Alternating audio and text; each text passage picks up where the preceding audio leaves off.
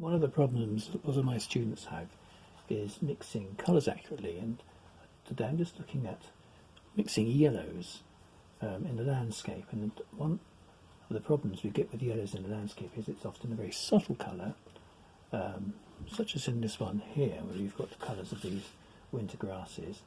Other times it's more vibrant, such as on this photo on the right. And you've got the sunset here, where if I just swing the camera so you can see, where the yellows on the horizon are glowing towards orange. So in many instances that you can get to these colours by using colours which are already similar, such as Naples yellow, yellow ochre and so on, and dilute them. But I think we need to understand the colours to make the best of this exercise. So I've got some cadmium yellow here, which is obviously far too bright for these subjects, but it might be the starting point for the one on the right. So let's just see if we add a little bit of cadmium red to that. We do get a very lovely vibrant orange. And if I do that on a little scrap of paper here, when you're ever painting your landscapes, etc., it's a very good idea to have some scrap paper,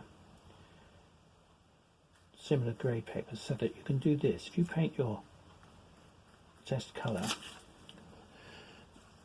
on a piece of paper like this and then hold it up to your subject, you can compare and see if you're getting close. I'm getting quite close here. It's actually a little bit too vibrant, and so that's a colour with watercolour. I would perhaps dilute that down to produce a softer shade. So I'm just adding water to that.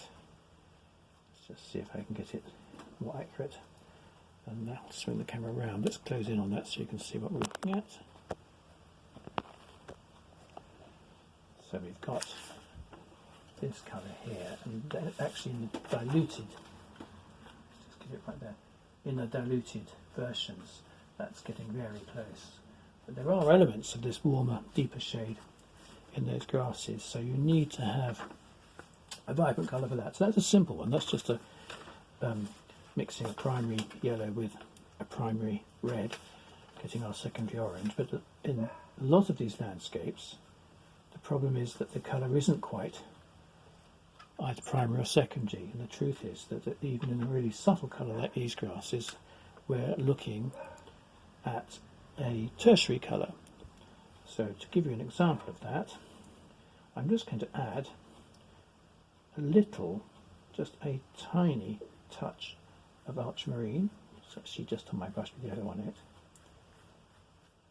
And if I add that to my yellow and cadmium red, which we've got here, it might make it a little bit green to start with. So I've got too much blue, so I'm just going to keep adding back my red and yellow. And there comes a stage, I'm just diluting it right down,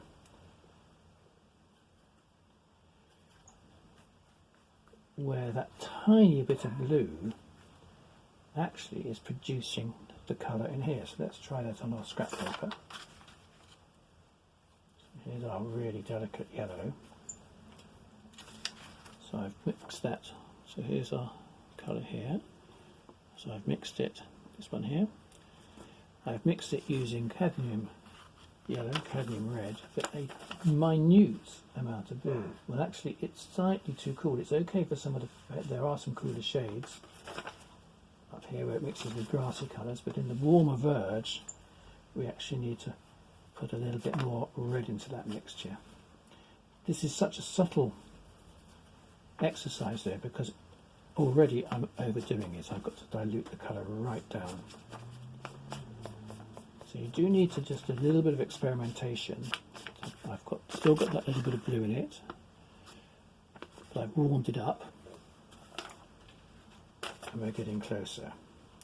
So let's dilute it down a bit more. Have another little go.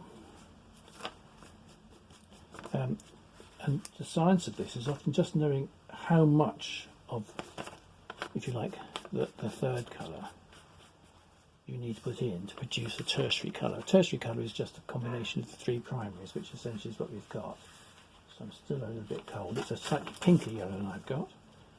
So I'm going to go back to my palettes, just mixing it in a lid of my paint box. Yeah, so hold on to see what I've got. I've just got my pan paints in the lid of this box. I've got this very diluted, effectively sort of cadmium orange with a tiny, it's probably 1% blue, but you need to dilute it right down. I'm going to do this exercise for artists using acrylics or oils as well, so you can understand what happens when you add whites, which actually if you added white to this it would make it easier to find the colour, but it would make it opaque. And the trick of this is to try and get this colour so I've got something very close here. Let's go to the other corner of the piece of paper to demonstrate that. So it's a very, very pale colour,